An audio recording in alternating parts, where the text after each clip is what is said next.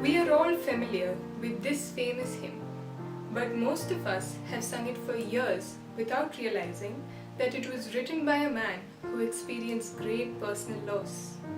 It Is Well With My Soul was written by Horatio Spafford after facing traumatic events in his life.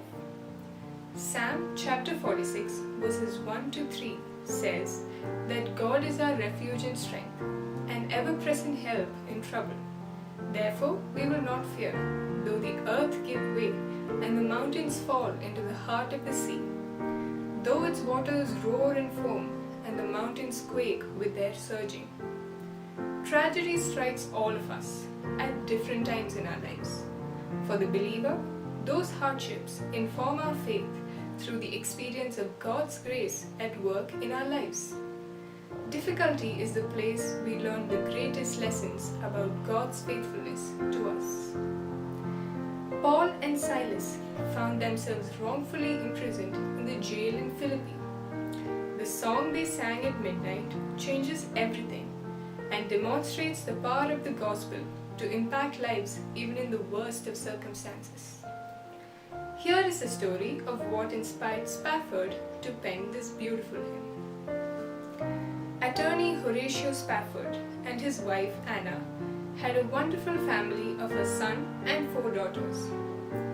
Tragically, their young son died of pneumonia in 1871, and in the same year, the Great Chicago Fire destroyed most of his business, which ruined him financially. Then 2 years later, his wife and daughters were aboard the ocean liner BLR when it was struck by another vessel and sank rapidly after the collision. All 4 daughters drowned. His wife survived and 9 days later was able to contact her husband by telegraph with this question: "Saved alone, what shall I do?" Spafford took the next available ship to join his wife. During the passage, the captain of the ship notified Spafford that they were crossing the place where the BLR had sunk.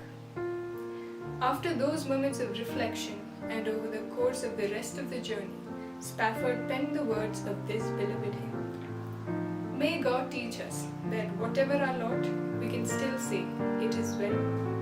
In the story, a circumstance of life confronts the child of God, and God's grace enables his child to trust the heart of the Father. Life will confront us too. The songs we sing in the darkest of midnight will be the very songs that show the world the unwavering faithfulness of our Father who loves us so much. The darker it gets, the more we should sing.